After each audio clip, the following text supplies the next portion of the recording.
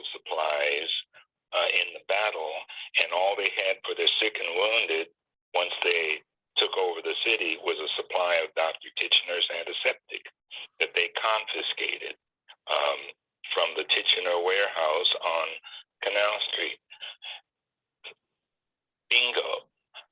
Grandfather wasn't, it was no tall tale at all. What grandfather had told me was true. And that's what got me started.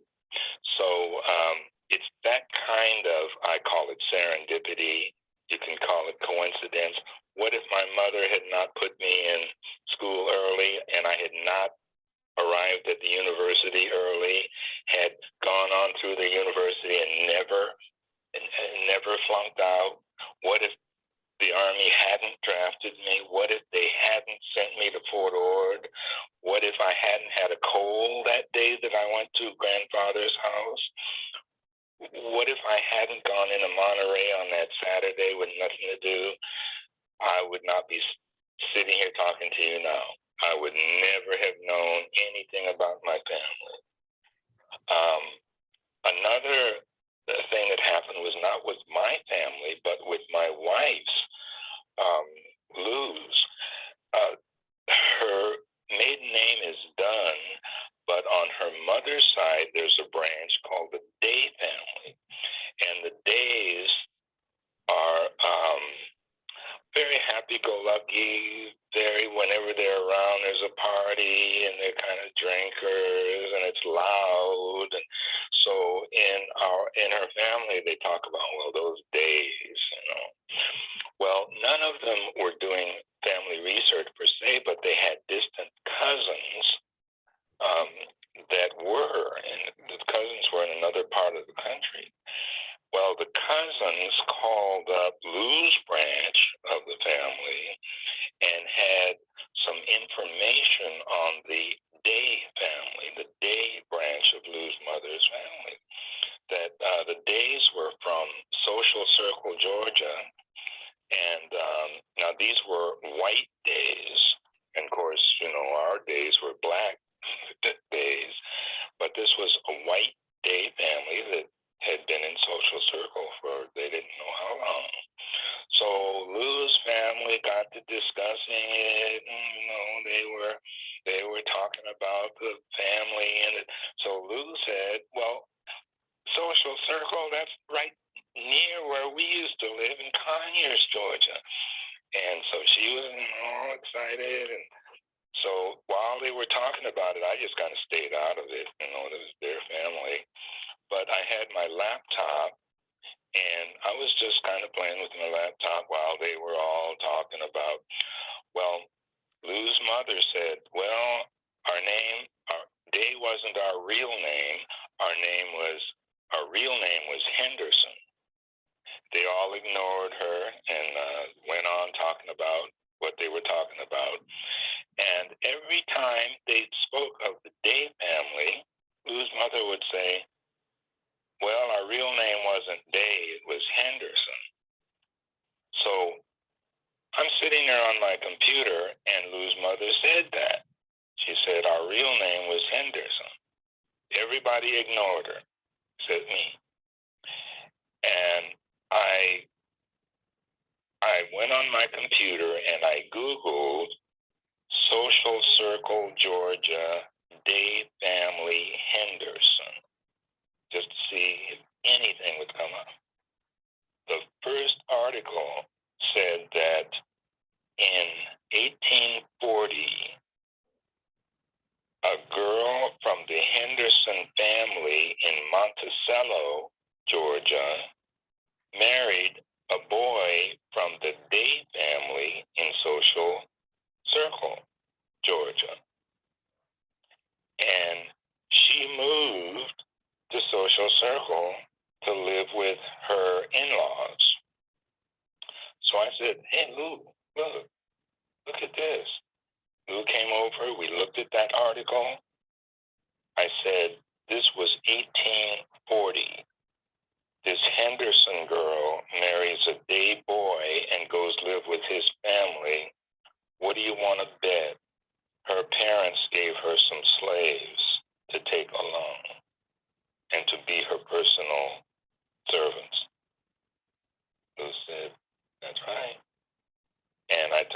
I said, those were your ancestors, those slaves, and that's how they got to Social Circle, Georgia.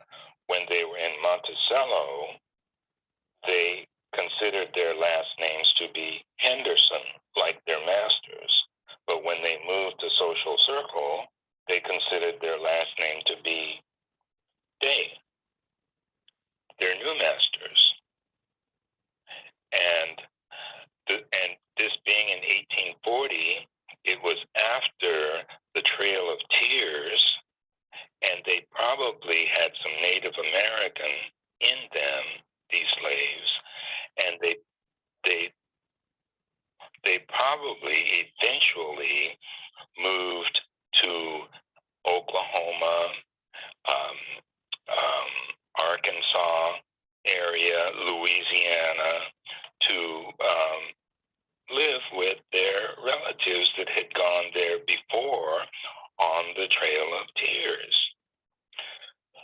And so that was it. What if I hadn't been sitting there on my computer? That's exactly what. And this is also another thing, in addition to what I'm saying as coincidence, destiny, serendipity. When the old folks say something, believe them, because 9 times out of 10, what they say is true. They may have 1 or 2 little details wrong, but just like my grandfather, he didn't know exactly what unit his dad was in, but he knew that they used Dr. Titchener in the Civil War. Lou's mother didn't know any of the detail. All she knew was that Day wasn't her family's real name. It was Henderson.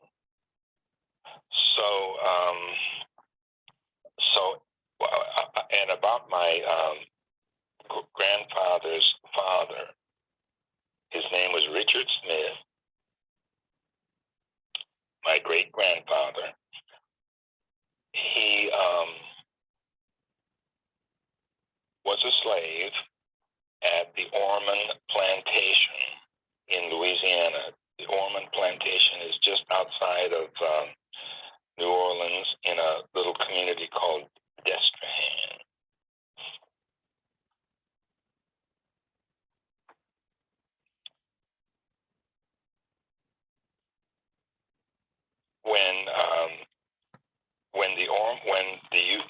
I had mentioned that the Union Army had taken New Orleans. That put the Union Army in command of all of southern Louisiana. So all of the Confederate plantations in that area came under Union control, including Ormond. The owners of the Ormond plantation, when they lost that plantation, they left the country and moved to Belize, where they started another sugar operation down there, leaving all their slaves just sitting at Ormond.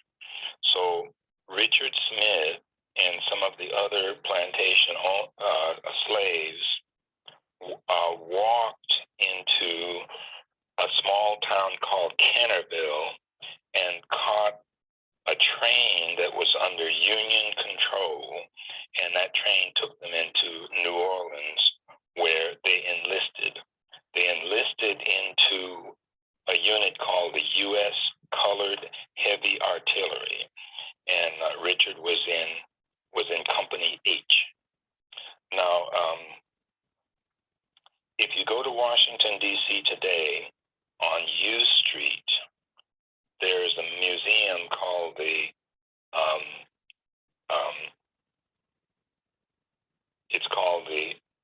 African American Civil War Museum. Just outside that museum is what is called the Wall of Honor. It's got on it the names of every Black Civil War soldier whose service can be verified at the National Archives. Richard Smith, my great-grandfather, his name is on that wall under his regiment, the 10th U.S. Colored Heavy Artillery. The Ormond plantation is still there. After the Civil War, it went through a number of owners. Today, it is a bed and breakfast. They do weddings and all of that there.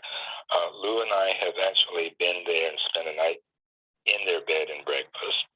And Lou told me I was the only ex-slave she ever heard of that went back to visit the old plantation. But I told her, no, Frederick, that was the and she just gave me one of those looks.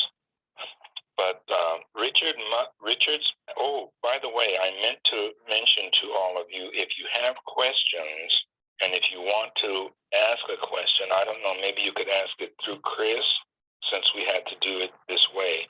But if you have questions, just ask your question and I'd be happy to answer. You don't have to wait until I'm finished here, but just go on and ask your question. Richard Smith's mother was named Katie Edward. Katie Edward was born in 1820. Actually, Richard was born in 1845, so he was 18 years old when he enlisted in the Colored Heavy Artillery. But his mother, Katie Edward, was born in 1820. She was born in the Virginia, Maryland area. She was purchased off of one of the probably tobacco farms or plantations when she was in her late teens, about 16, 17. And she was purchased by slave traders called Franklin and Armfield. Franklin and Armfield of Alexandria, Virginia, was one of the largest slave trading companies in what was called the domestic slave trade. Now, here's where the serendipity comes in. I knew about Kitty Edward, that she had been on the Ormond plantation, that she had married into what were called the Smith slaves. I think the Smith slaves were an extended family. Maybe a patriarch had been a blacksmith or something like that. Maybe that's why they were called Smith. There's some indication in our family that they had an African name, and that name was Gam, G-A-M, and that they were from the area around Ghana. But that's a whole other thing. But Kitty Edward, when she arrived on the Ormond plantation, married into the family of Smith slaves. Now, the way I found out about Kitty Edward was that I was at that time living there in Conyers, and I was called on for jury duty down at the courthouse in Old Town. I had broken my leg and was on one crutch. And so I was serving my jury duty. It was winter time, and there was a little bit of snow on the ground. And they let us off for jury duty one day at about 11 o'clock, and we didn't have to be back until 1. So I had 2 hours, so I went across the street to this little drugstore place and got a little bite to eat, and didn't have really anything else to do for an hour and a half or so. And I was on this crutch. So I kind of crutched on down to the library, the Conyers library there, and I sat at one of the computers just kind of waiting for time to go by. And I thought of Kitty Edward. I said, well, let me look, because I knew she was on the 1880 census in St. Charles Parish, Louisiana. And I just thought I'd look at her, just go to that census, look at her. And I went to Ancestry.com, or Ancestry Library, went there and looked at her. There she was on the right below something I had never seen before. There was another entry on her. She had been on a ship manifest that arrived in New Orleans in 1835. Blew me away. I thought, what? The name of the ship was the Uncas, UNCAS.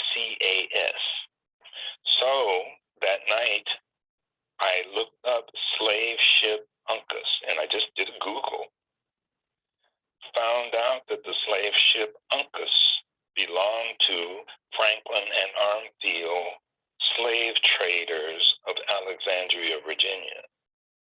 So in 1835, this about 16-year-old girl was bought from a tobacco or plantation or farm in Maryland or Virginia, was enslaved at that slave pen in Alexandria, and was shipped on their ship, the Uncas, to New Orleans.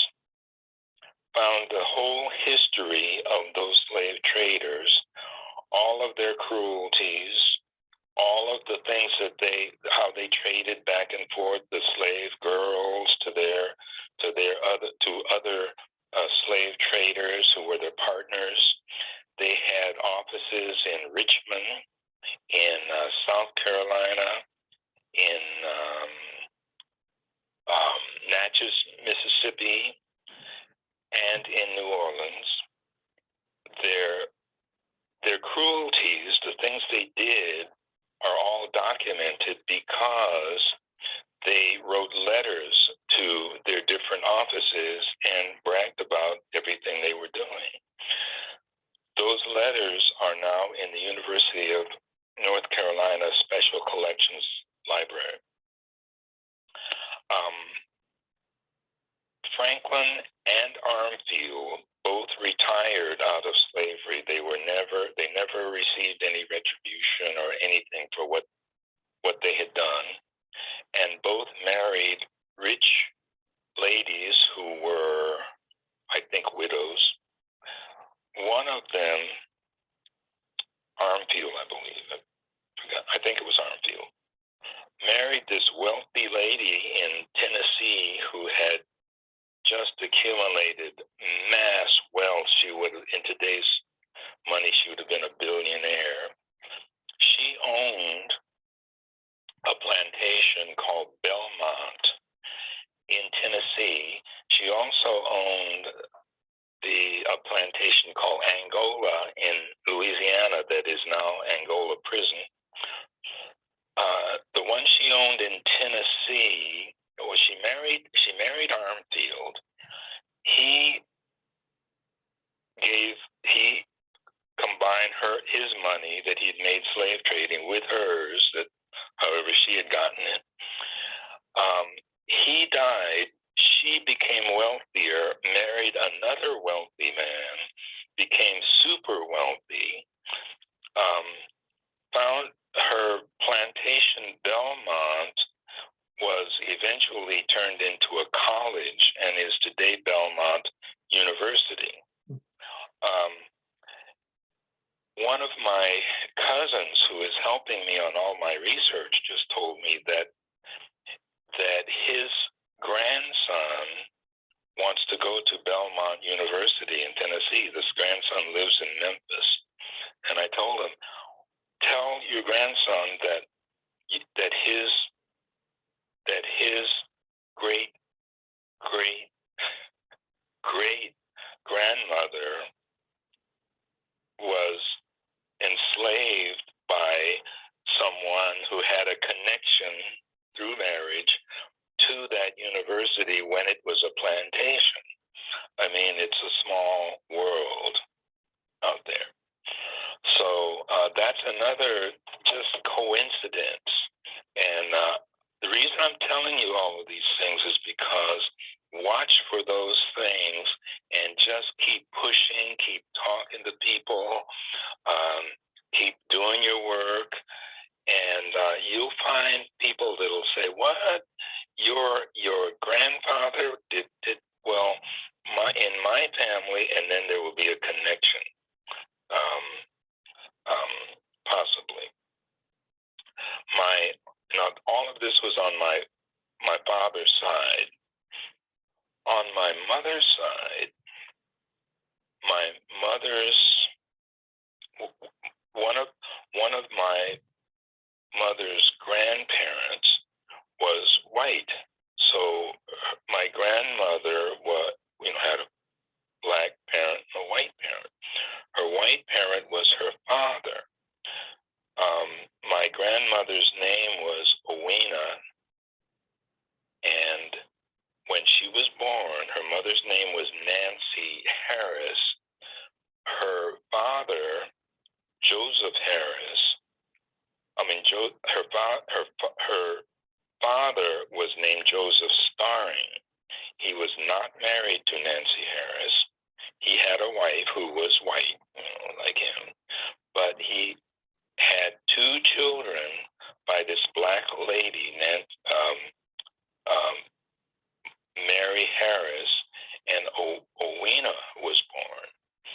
Now, Joseph Starring admitted that Owena was his daughter, and he said, yes, this is my daughter.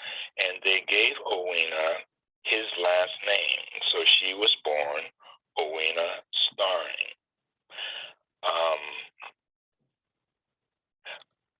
Owena's grandmother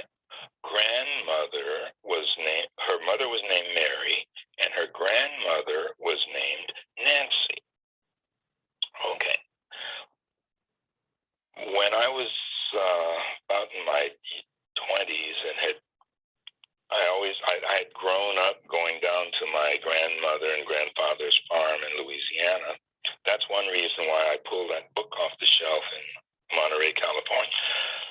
But one summer I went down to visit my grandparents, and I was following my grandmother around the house while she did her housework. They farmed, so they had animals and all of that out there. They lived on a bayou. I asked my grandmother,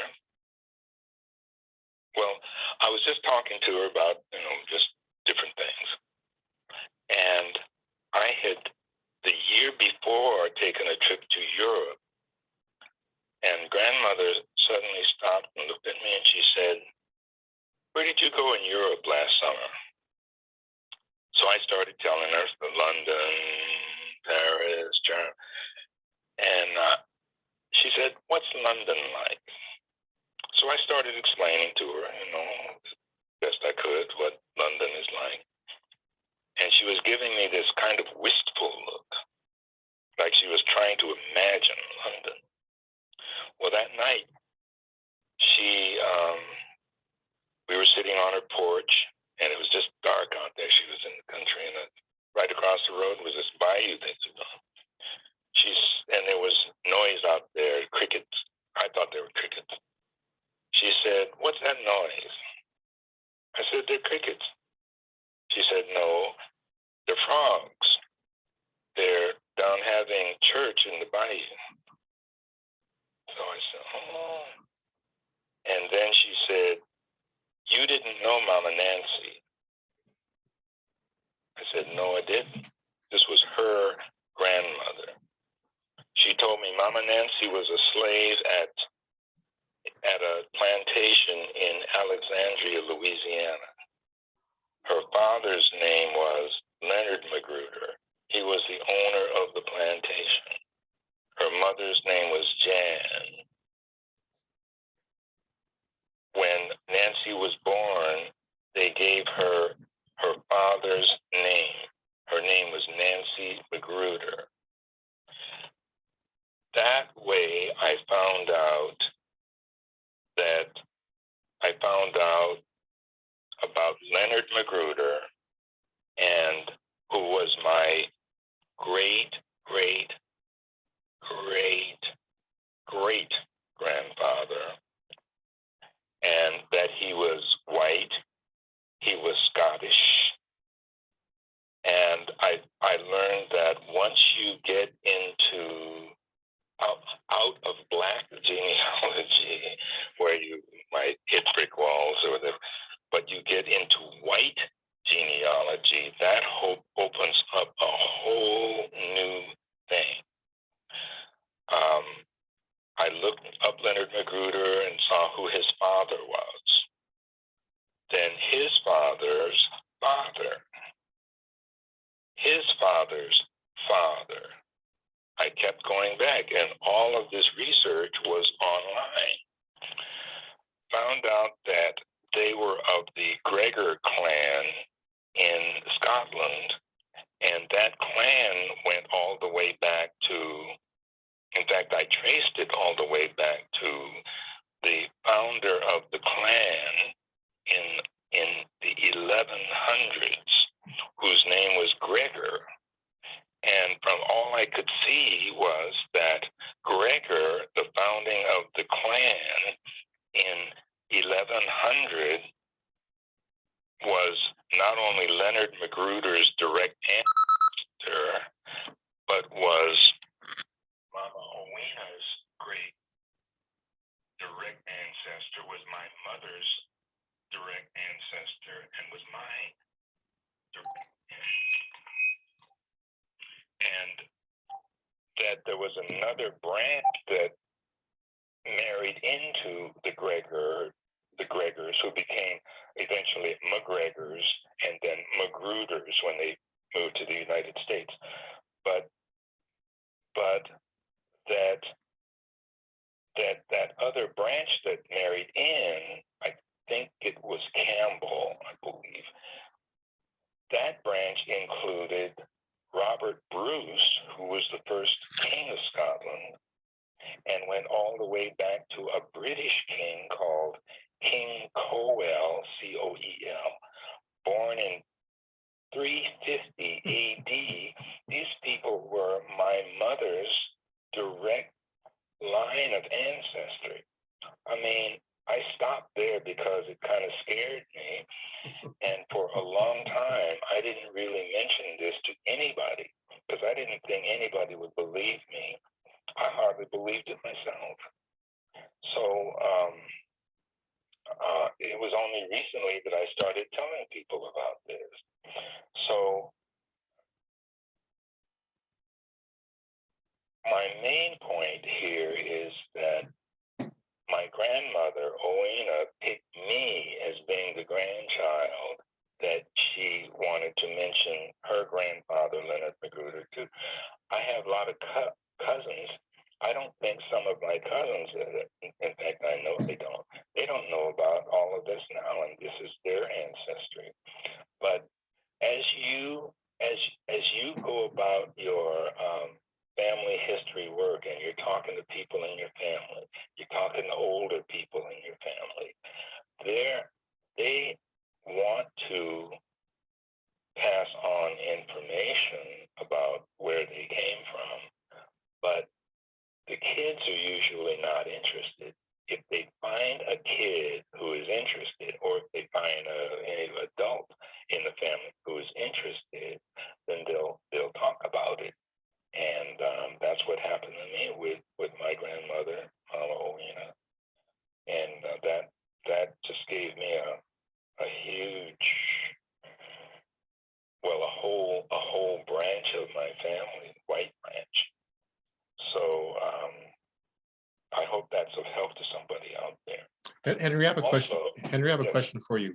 Yes. On that slave ship where one of your relatives was out of Virginia into New Orleans, was this considered like a domestic slave ship where slaves would be shipped back and forth seasonally to harvest crops, either on the East Coast or the South?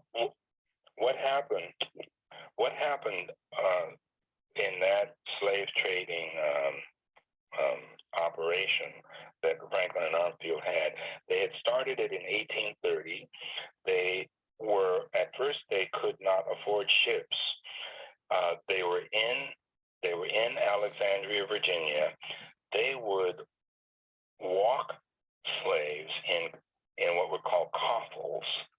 They'd have these things around their necks from Virginia, close to the DC line, all the way down through Virginia into Tennessee, walking these people. I think some of the women and children rode wagons, but the men walked into Tennessee, down what is called the Natchez Trace, which is an old Indian route. It's a little road now, but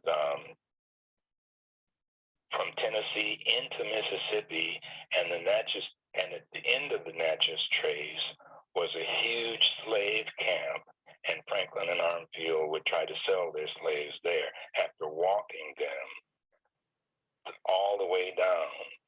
Then those that they couldn't sell there, they would march them on to New Orleans and sell them there. Franklin and Armfield got so rich that they were able to buy 3 brigs, they call them, slave ships, and outfit them, to carry slaves.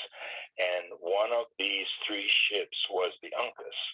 So once they had the ships, they could put slaves on the ship, take them down, maybe drop some off at Richmond, Virginia, drop some off in, South Carolina, drop some off and then their final destination was New Orleans. And then they would come back and, make another run later. But it was on this particular ship, the Uncas, in 1835, that they loaded my great grandmother, great grandmother, Kitty. And the Uncas, it was the domestic slave trade. The African slave trade had been outlawed in 1860. I thought it was 1867 or something like that. But talking to Deborah the other night, I think she mentioned that it was in 1863. The African slave trade. But now ships still went to Africa and smuggled slaves out.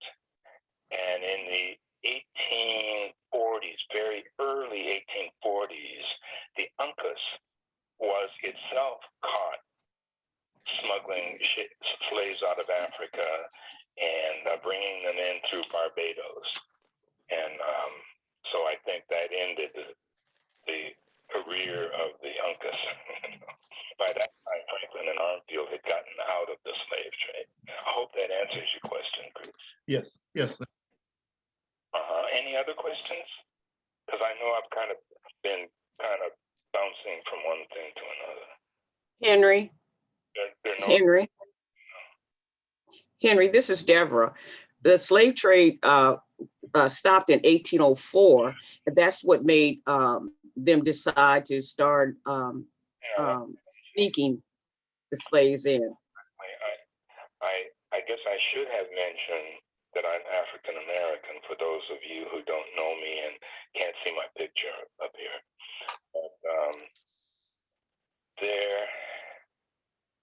I think I had mentioned that on my grandmother, Owena, her father was white. This would be my great grandfather. His name was Joseph Starr. If you go to Baton Rouge, there's a prominent street called Starring Lane that's named after his family. But Owena, though she had this father who was white and he had a wife, and another white family. But back in the 1930s, my grandmother was born in 1890 something, 1898 or something like that. But in the 1930s, during the Great Depression, members of the Starring family would come to visit my grandmother. She had married Harry Reese, my grandfather, and they lived out in the country near Baton Rouge and farmed. But members of the Starring family would stop by and visit her and just ask her how she was doing. And, they would bring things to kind of help her out. And they were helping her to get through those hard times. But since the 1930s, even though I had Black relatives in Baton Rouge, the Reese family, the Reeses, and the Reese family didn't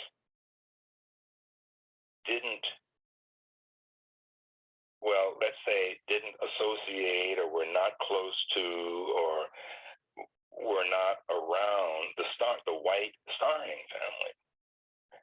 And that was from the time my grandmother was young until recently. Just like we knew knew who the Starrings were, but other than family gossip, the name Starring never came up. Well, I was doing some research on Joseph Starring a few years ago, and one of the items I saw online about him was corrected. There was an error in it or something, and it was corrected by a lady named Lucy Starring Pope, who lives in Baton Rouge. And I thought, oh, this lady, maybe she knows something else about Joseph Starring. And maybe if I contact her, maybe she might be willing to talk to me if I explain to her very nicely who I am and that my grandmother was Owena Starring Reese. So I was a little bit apprehensive, contacting this lady. I was expecting that she would say, well, Mr. Smith, I'm sorry, but we do not have any mulatto relatives or something like that. So I wrote her a very nice letter, and I think I sent it on a Friday or something like that. So on Monday evening, I think it was like that fast, Lou, my wife, said, I came in from somewhere, and Lou said, oh, that Miss Pope Starring called. I saw her name on the phone. I didn't answer it because I just figured you could call. And I was walking across the floor, and I just froze, like, oh. And picked up the phone and called her. She said, Henry, I got your letter. And she started talking. She talked for 2 hours, and I listened and took notes. She had done family history on the Starring family for 10 years, and had traced them back to the 1600s in Germany. She knew of Joe Starring, who was her great uncle, and she said, Henry, I'm going to tell you the good, bad, and ugly. And she told me the whole story. He had, of course, this wife who was his boss's daughter or something like that. But he had black children in that neighborhood in Baton Rouge, not only by my great-grandmother, but by another lady, too, which we also had, we knew about on our side family. So she talked, and then she sent me that history of the Starring family. And what she wanted to know was what happened to Owena. She had Owena on the history, but she never knew who Owena's children were or what had happened with Owena, if she had a good life or anything. So I was able to fill that in for her. And now I can't go to Baton Rouge without visiting with her. And she is in her 80s, widowed, but doing very well. Well, she wanted to meet my aunt on the black side, who is maiden name was Hilda Reese. They live only a few blocks apart, both in their 80s, both widowed, and actually related. And so my aunt and Miss Lucy Starring Pope met for coffee. It was the first time in probably 80 years that anyone from that white branch of our family, the Starrings, had met with and chatted with someone from the black side, the Reeses. And that was because I had written a letter to Lucy Pope.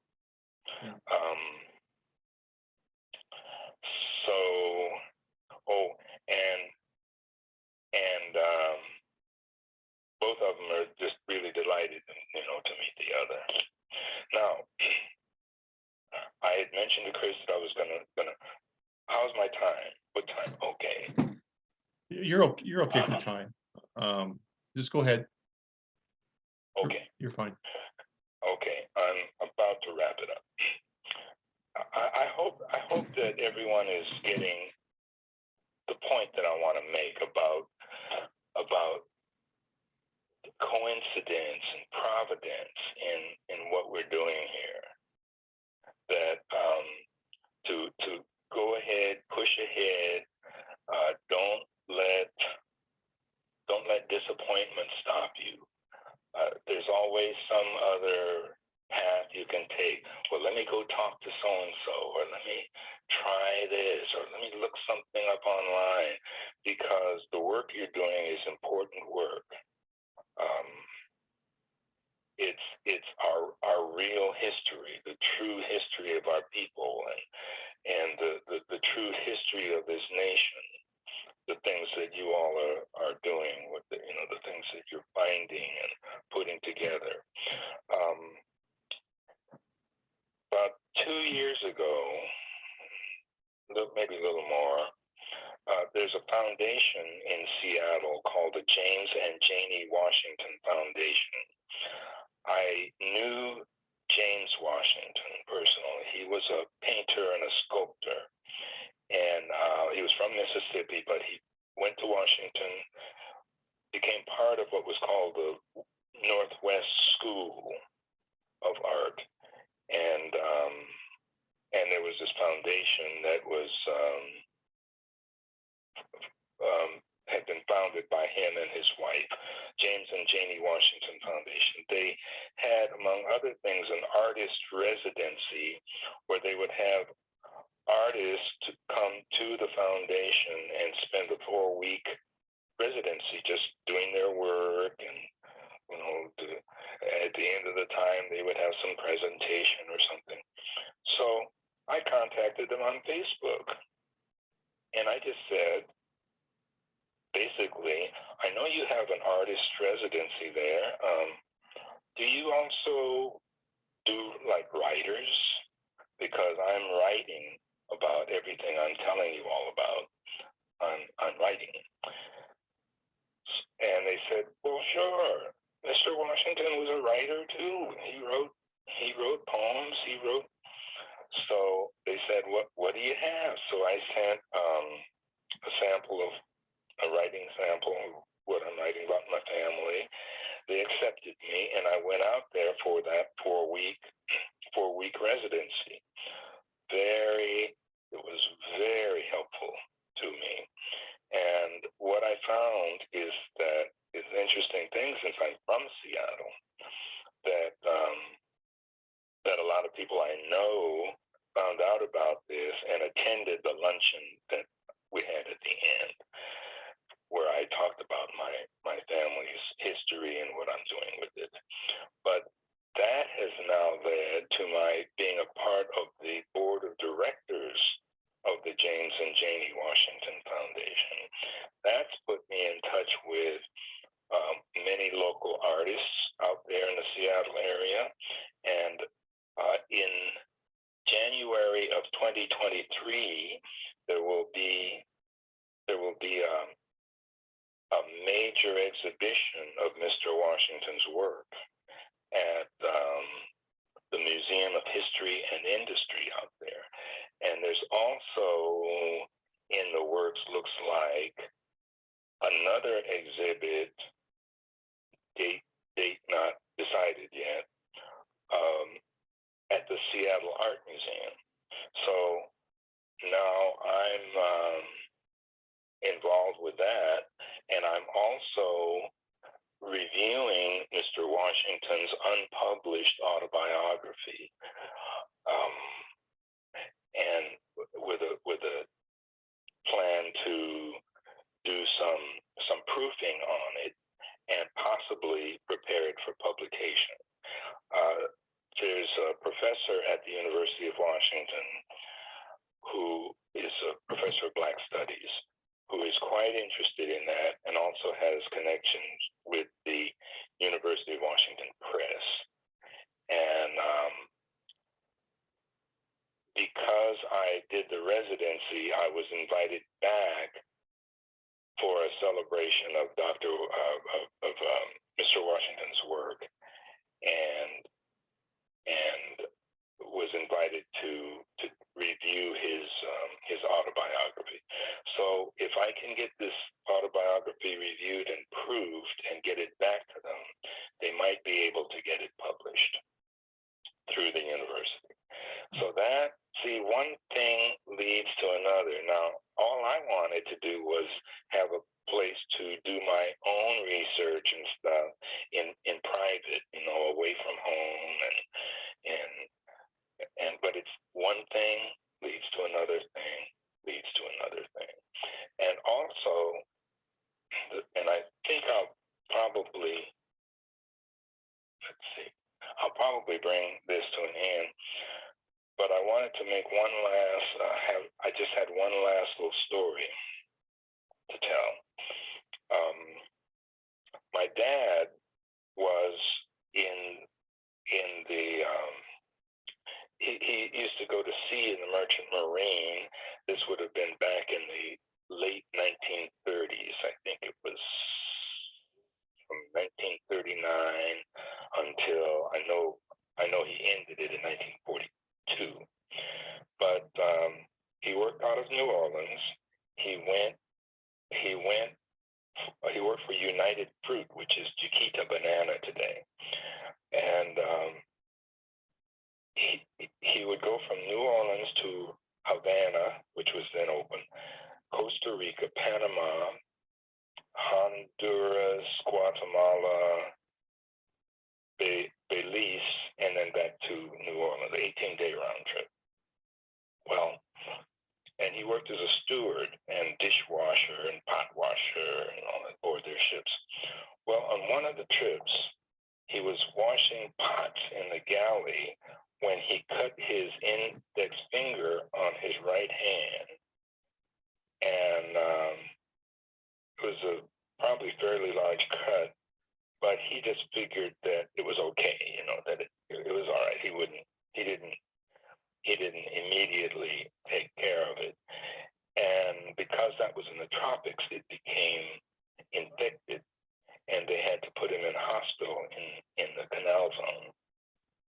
So while he was in the hospital, the captain of the ship told him that what they would do is they'd go on back to New Orleans, leave him there at the hospital, and then on the next round trip down, they'd pick him up.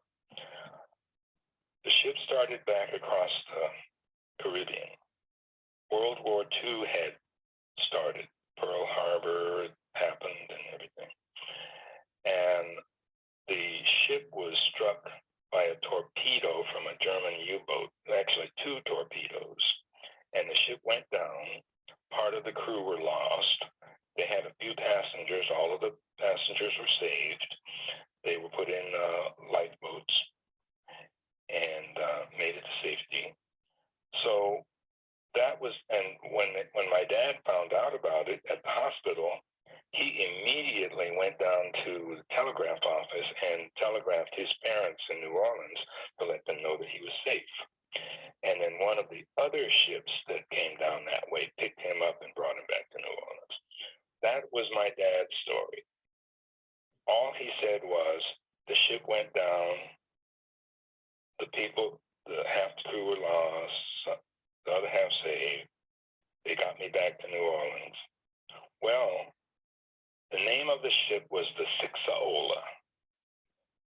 After my dad had passed away, I was doing some research on the Sixaola. I got a whole history of that ship, including when it went down in the Caribbean and what date it went down in 1942. That ship was, my dad had no idea that the ship, at least not that he ever told us, that the ship had been torpedoed by a German U-boat. I don't think he knew. But but the Sixola was torpedoed. The U-boat surfaced and came close to the boats, the lifeboats where the people from the ship were. The captain handed out German cigarettes, gave the people directions to the nearest land. He asked about what their cargo was, and they had been carrying war material as well as fruit, too. So, I guess that's why he shot him out of the water. But the captain's name was Helmut Witte. I mean, I'm surprised that I'm finding this stuff out. My dad had passed away, and his name was Helmut Witte. It was U-151, I believe. After they handed out the cigarettes to the people, they left. Shortly after that attack on the Sixola, Captain Witte was promoted to a land job in Germany, and he didn't pass away until like 1962. Right after Captain Witte got his land job, the entire crew of the U-151 was killed in a depth charge. And I thought, when you're asking your parents and your grandparents these things and they tell you these stories, it's really great now that we have computers, we have so much to help us to do our research that we can just keep writing, keep pushing, keep researching, keep asking people in our family, keep taking these notes that lead to other things, that lead to more information, and we find out that our families were a part of the larger picture of history. That we didn't just come out of nowhere and just working people. Well, we were, but our work and our history was a part of American history and world history. So that's about all I have here. I could say more, but I think I'll just stop it here. And if anyone has any questions, maybe connecting, because I know I was hopping back and forth, connecting something with something else that I said, or any comments about maybe some of the things that you all are working on, that any similarities or anything you want to share, I'd be glad to know about it. So, Chris? Yeah, any questions coming through the chat, or I don't know if I can pick up your voice. I can put my earpiece on and see if I can pick anything up. I hope this was helpful. Oh, very much so. Okay, good. No. Any questions, anyone? Okay. Well, Henry, thank. Let me say this, since there are no questions right immediately. I'm writing a book about my family. The title is The Big Picture. And the way I got that title was that one time I was chatting with my dad, and he said something like, "Oh, I've just always been a working guy, never part of the big picture of history." And I kind of challenged him. I said, well, anybody who went through the Great Depression and World War II, I think you are a part of the big picture of it. And I've really learned by writing this and doing this research that not only was he a part of the big picture of history, but so many people in his family and in my mother's family too. Yeah. My parents have both passed away. My dad in 1996, my mother in neither of them, when I started writing this and researching this, I was in my 20s. Neither of them liked the fact that I was writing about their family and their early childhood and all that. They never did like that. Interesting. Yeah. Yeah. Okay. You'll find that sometimes, you know. We do. The people in your family don't want you to know, don't want you to write these things. Right. Right. Well, Henry, thank you very much for your time. And Well, thank you for inviting me. And like I said, I just hope that I had so much here. That's why I was sort of pausing, and I had a couple little notes because I wanted to, didn't want to leave out certain points. But I hope that my main thoughts here about dealing with people and your families and getting the information and the what I call serendipity of the entire thing, you know. I hope you'll be aware of this, all of you, you know, that you'll be aware of the connections that you're finding, and I hope you are finding those connections. Yeah. Very good. Henry, thank you very much. I don't have any more questions for you. So Okay. With that, well, thank you for your time and your preparation for your. Thank you so much. You're welcome. Bye. Okay. Take care. Bye now. Bye. Bye, Henry.